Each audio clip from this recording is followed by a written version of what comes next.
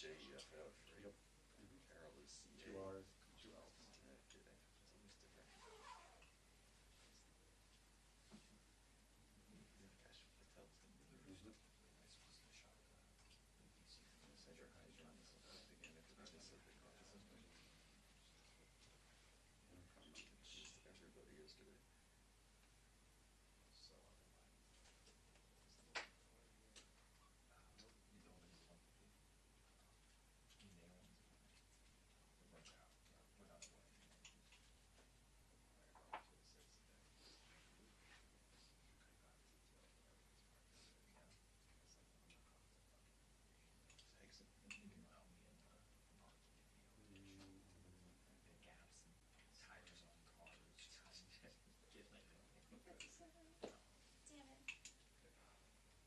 Tell your photographer I'm not happy. I probably won't. No, not yet, not yet. Mac. Where's Mac? Upstairs. Not ready yet, guys.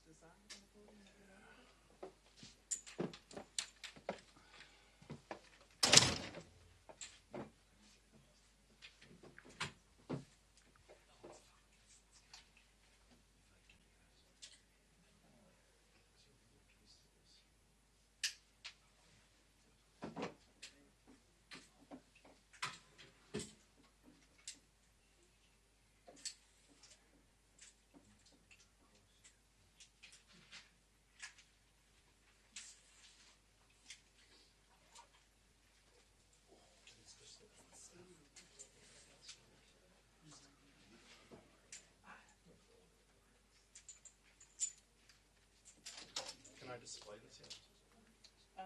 Hold off 1 second. Turn it face.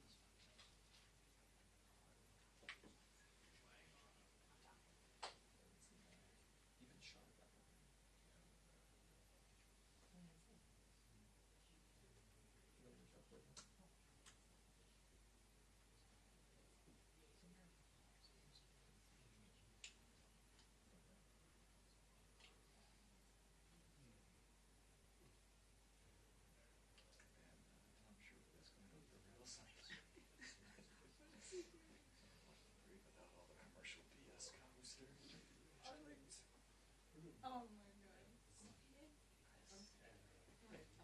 Me, those $1. Did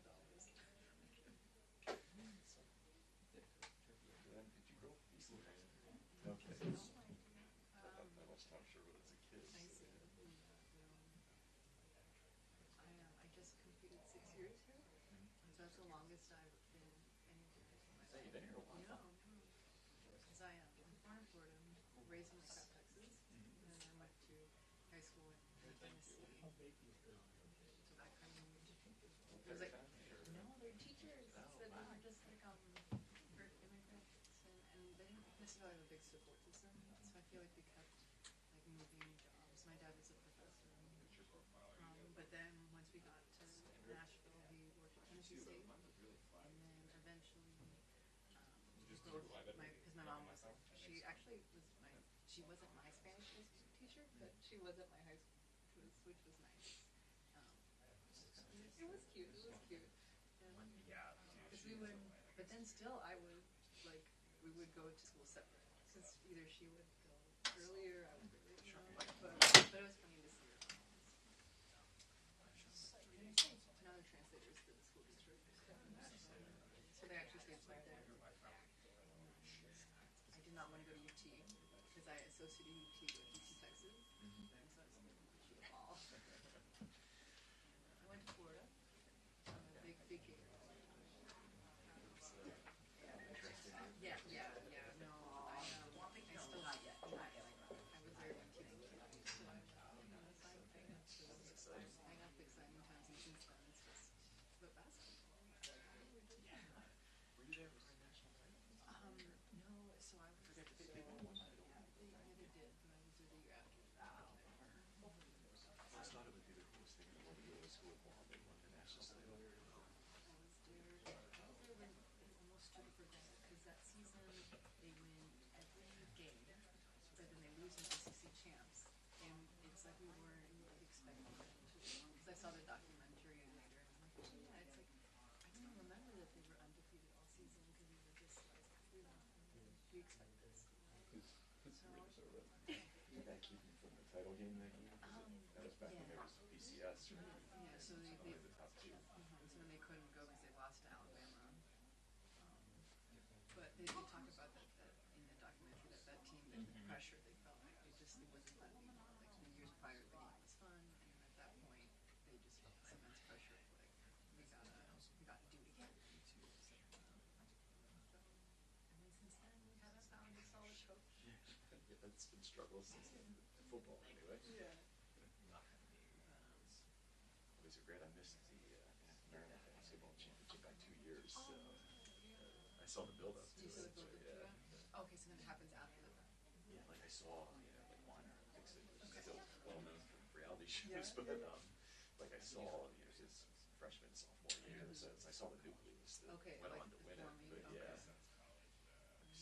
Blake, who was a guard, whose son now plays for the team. But Oh, that's nice. That's a good one. missed the championship by 2 years. Like even the football team lost the ACC the next year and got murdered by Florida in a bowl game. But I was at it too because I got a job reporting out of Naples. They played Florida. Okay. But Florida, we had a great team that year. You guys killed us.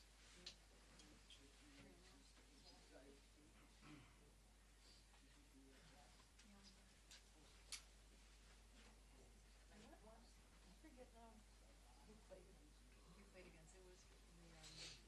like the New Year's Day Bowl in New Orleans. Sugar Bowl? Sugar Bowl. Yeah. I remember it. All right, so But we learned too much. We have another one. It was in a bowl, huh?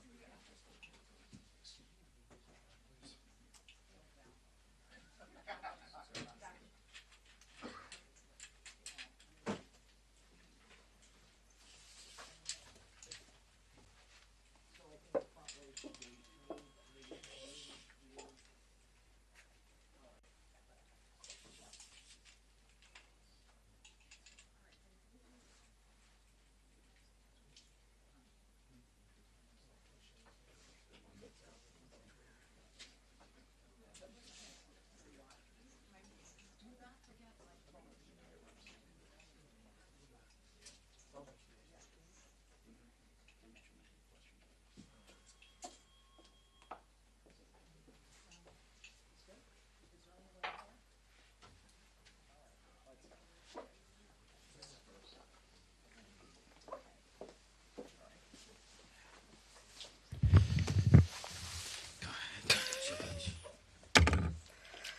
All right. Come on, Mayor. Okay. Next to me, Mayor.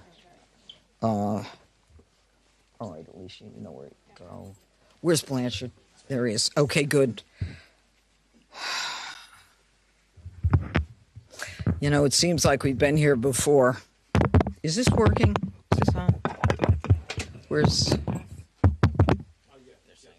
It's working? All right. Thank you all for being here on this difficult day. As you know, my name is Jeanine Pirro. I am the United States Attorney for the District of Columbia, and I am joined here by several individuals who represent agencies who have been working around the clock since this horrific event happened. To my left, we have the director of the FBI. We have General Leland Blanchard of the National Guard. Mayor Bowser is here as well. We have Frank Saldana of the DEA, Chris Hecht of DHS, Executive Assistant Chief Jeffrey Carroll of the MPD, Darren Cox of the Washington FBI Field Office, and a Special Agent in Charge, Samuel Ward of the ATF in Washington. Now, I want to provide you with an update on the tragic shooting that occurred on two brave members of the West Virginia National Guard as they served in Washington, D.C.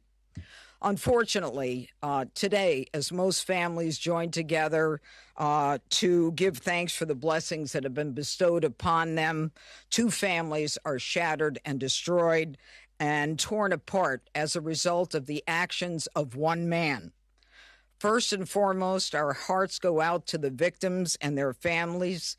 These are dedicated service members who were performing their duties in service to our nation, and they are currently in critical condition. They have undergone surgery. We pray for their well-being as they continue to be cared for in the best possible way. We have been in constant contact with their families and have provided them with every resource needed during this difficult time. The two National Guards men that we're talking about are Sarah Beckstrom, who's 20 years old, and Andrew Wolf, who is 24 years old. They were uniformed members of the West Virginia National Guard, and they were in D.C. to keep D.C. safe, pursuant to President Trump's executive order to make D.C. safe and beautiful. They answered the call, they took the charge, they volunteered, they put their lives on the line for people they don't even know. And that, unfortunately, is becoming a reality more and more for the members of law enforcement. Yesterday on Thanksgiving Eve at approximately 2:15, near 17th and I Streets in the northwest section of the district, near the Farragut West Metro Station, two uniformed guardsmen were ambushed in a brazen and targeted attack. A lone gunman opened fire without provocation, ambush style, armed with a .357 Smith & Wesson revolver. One guardsman is struck, goes down, and then the shooter leans over and strikes the guardsman again. Another guardsman is struck several times.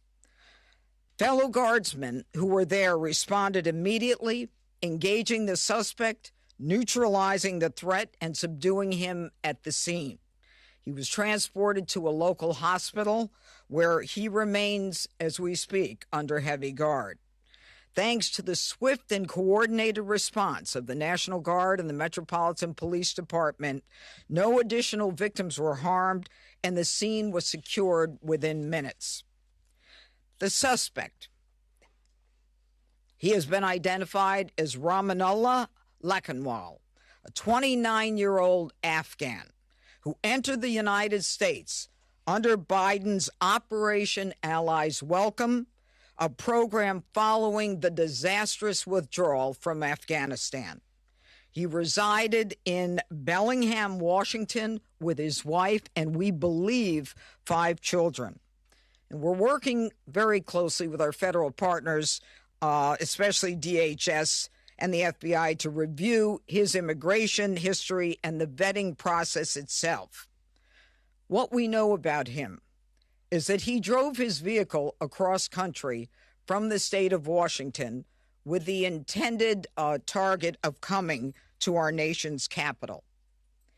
As we stand here today, the charges that are appropriate right now are 3 counts of assault with intent to kill while armed, a violation of D.C. Code 22-401 and D.C. Code 22-4502. He will also be charged with possession of a firearm during a crime of violence. He faces 15 years under the assault with the intent to kill. We intend to continue monitoring what the charges will be depending upon the well-being of the guardsmen. We are praying that they survive and that the highest charge will not have to be murder in the first degree. But make no mistake, if they do not, that will certainly be the charge, murder in the first degree. The Department of Justice, under Attorney General Pam Bondi, is committed to a thorough and an impartial investigation where we will hold this perpetrator accountable under the full weight of the law. Now, Sarah and Andrew volunteered. They came here to protect the people of the district, pursuant to a crime emergency that President Trump rightly declared in this city and in other cities across the country. Our nation's capital should not and must not be a place where evil comes to commit violence, whatever their cause or motive may be. We should not have to live in fear in the nation's capital, especially by one who came here from a foreign country. Through a process that was so absurd that he came through and released into this country, as many were, knowing virtually nothing about his vetting.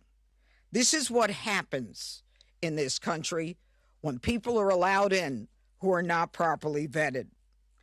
These guardsmen and all who are here to protect the district are the line that separates a civilized society from a barbaric one. They are the ones who stand for law and order. This was not just an attack.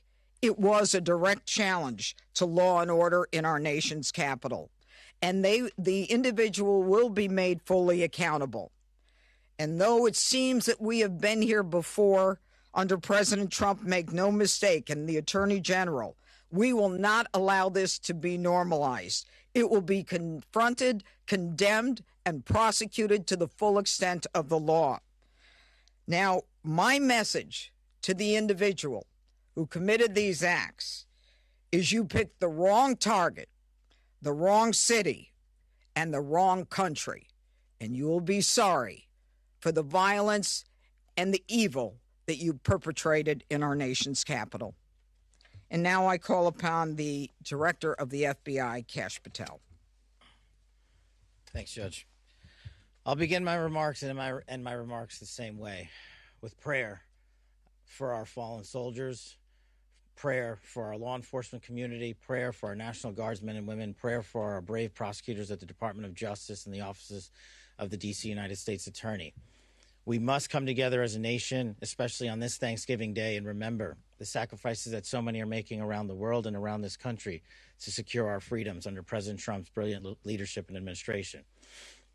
I'll provide an update on the case as follows. It is an ongoing investigation of terrorism. Make no mistake about it. The FBI is leading out on these federal assault on a federal law enforcement officer investigation on many fronts.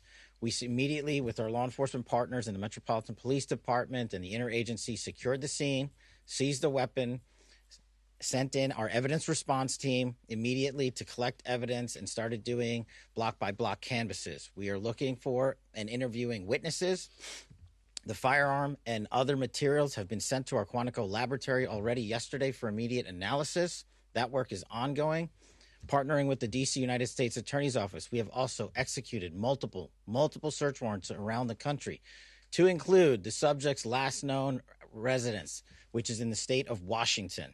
The search warrant was executed on that house last night or early this morning, and it is an ongoing process. All the individuals found in the house have been interviewed, and some interviews remain ongoing. We will not stop until we interview anyone and everyone associated with the subject, the house, and every piece of his life. There was also subject interviews relations conducted in San Diego pursuant to our ongoing investigation. So, as the judge noted, this is a coast-to-coast investigation being led right here in Washington, D.C., and this subject definitely did pick the wrong country. And we will rise together as a nation to show the world what we do here. And we are thankful that we have the Attorney General's brave leadership and President Trump's brave leadership and priorities to safeguard our communities. I also spoke to Director of the CIA, John Ratcliffe, last night, and Secretary of War, Pete Hegseth. There is confirmation now that the subject had a relationship in Afghanistan with partner forces. We are fully investigating that aspect of his background as well, to include any known associates that are either overseas or here in the United States of America. That is what a broad-based international terrorism investigation looks like.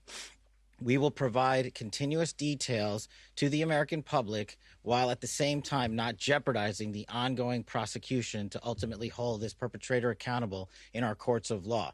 We will provide as much transparency as possible, but as you can see, the breadth and scope of this investigation will continue. We will continue to hit the streets and hit every town and every house and talk to every witness. The men and women of the FBI and the Metropolitan Police Department and the interagency, to include the Department of Homeland Security, DEA, and ATF, are working tirelessly on this Thanksgiving Day. And I know just by talking to the leaders behind me that instead of going on and being with their families, everyone rogered up and showed up to work today, and none of them want to go home. That's the resolve that we have together as a team to bring to you justice for this heinous act of terrorism here in our nation's capital. And as the judge said, we will ensure that our law enforcement partners are out there in full force to make sure the world can enjoy our nation's capital. We will not let this heinous act of violence prevent people from visiting our beautiful nation's capital. And we will also continue to highlight any evidence that we can publicly. And as the judge said, this individual is in this country for one reason and one reason alone, because of the disastrous withdrawal from the Biden administration and the failure to vet anyway, in any way, shape, or form, this individual and countless others, and this administration has taken the rightful step to stop any further allowance of people with this similar background into the country, and we're thankful for that. And as I said, this investigation remains ongoing, and I think I'll turn it over to General Blanchard of the National Guard now. Thank you. Thank you, Director.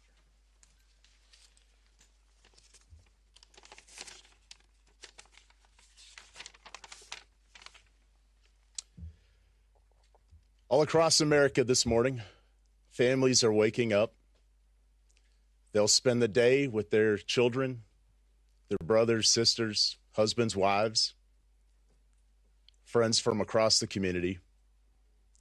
There will be the smell of turkey, all the fixings. They'll watch parades, football games. They'll pray together. They'll talk about what they're grateful for. This morning, there are two families that will not have that opportunity.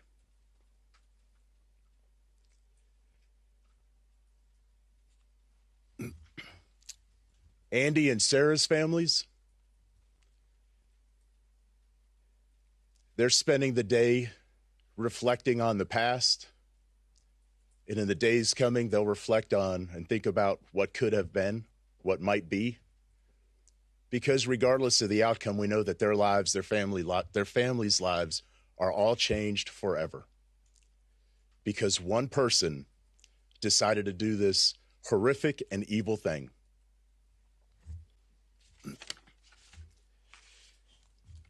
And all across America, we are also reminded that there are many law enforcement agents, first responders, soldiers, service members all around the world who at best will come home, eat some cold turkey, open up Tupperware, eat what's left over, because they spent the day defending the American ideals, getting out there and getting after it on every American citizen's behalf. I will say that the District of Columbia National Guard, this task force, is more committed this morning to the president's directive to make D.C. safe and beautiful. Our resolve will be tested. It is being tested, but make no mistake, each and every one of these soldiers and airmen will meet and exceed the expectation that we have for them. They are, in fact, America's best. I'm proud of each and every one of them. I pray for each and every one of them today, and in particular, for these two young service members who are willing to go above and beyond and pay whatever price our nation asks of them. I ask every American today to keep them in their thoughts and prayers as you go about your day. Thank you. Thank you, General. Mayor, where's Mayor Bowser? Yeah. Thank you, Judge. I'm Muriel Bowser. I'm the mayor of Washington, D.C., and I want to associate myself with the remarks of our Adjutant General from the D.C. National Guard. I want to be very clear what the judge and everyone has reported here. Somebody drove across the country, came to Washington, D.C. to attack America. And that person will be prosecuted to the fullest extent of the law. These young people should be at home in West Virginia with their families. ATF, anybody? DHS? Anyone? Okay. I also want to say that both Sarah and Andrew, I believe, were sworn in less than 24 hours before they were shot on the street in Washington. Any questions? Could you drill down on a possible motive? Have you gotten any information and intelligence on a possible motive? You know, as the directors indicated, this is a fluid investigation. People are working around the clock. It's too soon to say what the motive is, but there are definitely areas that we're looking into, but not ready to say. Can you characterize a little bit about how the assailant was taken down after he opened fire? Yeah, he got shot By another guard. by another guardsman, yeah. You mentioned earlier that he had the shooter had initially shot one of the guardsmen, then leaned over as they were on the Shot ground, him again. Shot again. Yep. How many shots are we? Well, the specific number. Look, he had a .357 Smith & Wesson revolver. Okay, so I believe that's a six-shooter. Yeah. So, you know, that kind of tells us how many shots he had. Yes. Judge, you had mentioned we've been here before because we have. It was May when we were last here. Yeah. I want to ask if you could please comment to, obviously, we understand that you're saying this is under the Biden administration, and the words are that it was a failed withdrawal, and what happened there. There are people who are also upset with the president believing that the National Guard members should not even have been there if it were not for the executive order. I don't even want to talk about whether they should have been there. We ought to kiss the ground and thank God that the president said it's time to bring in more law enforcement to make sure that a city that had the fourth highest homicide rate in the country was that violence was quelled. I'm not even going to go there. A question for Director Patel. Was the suspect granted asylum, and if so, when did that happen, under which administration, and did authorities miss any signs, either in the asylum process or even back when he reportedly worked for the CIA? If you could talk about that. Well, you miss all the signs when you do absolutely zero vetting. And that's exactly what happened in this case. When you, in the prior administration, made the decision to allow thousands of people into this country without doing a single piece of background checking or vetting, that's how you miss every single sign. And Secretary Kristi Noem has put out details specifically related to your other questions, so I'll let that speak for themselves. If or when he was granted asylum, if you could just clarify that timeline. And Yes, I believe Kristi Noem put that out, and that's a DHS matter, and I'll refer it to them. Could you elaborate on the investigative steps that were taken in Sure. San Diego? You mentioned Bellingham, Washington, Sure. where you live, but could you explain the San Diego connection? So what happened was, thanks to the quick investigation by the interagency and the FBI, we were able to track down his last known residence, working with our United States Attorney's offices here and at the Department of Justice and prosecutors across the country. We were able to serve search warrants literally overnight and through the night. All night. And we were able to hit the house in Washington State. during that process, we seized numerous electronic devices to include cell phones, laptops, iPads, and other material that is being analyzed as we speak. Pursuant to that investigation and any known associates of the subject and of that house is how we ended up in San Diego, where interviews were conducted and are going to be continued to be conducted. And we will go anywhere in the country or the world where the evidence leads us. Are there accomplices, relationships in San Diego you can talk about? All of that is an ongoing investigation. Can anyone give an update as far as Sarah and Andrew who were injured? You say critical condition. Can you give anything beyond that? Are they expected to make it? Is it touch and go? Can you tell us a little more about how they're doing? And the full spelling of their names, please. It is Sarah Beckstrom, Beckstrom, and Andrew Wolfe with an E, Wolfe. Okay, and Sarah Beckstrom, How do you spell Sarah? S with an H.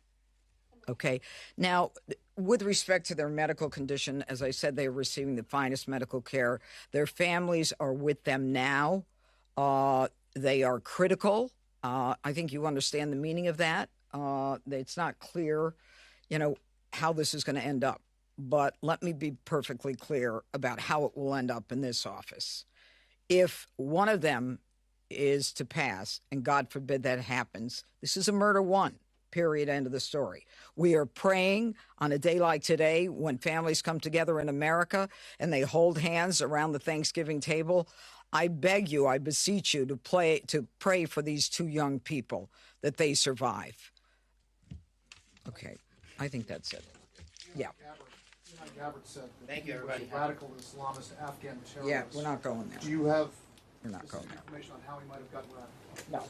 No. Thank you. Decision not to charge him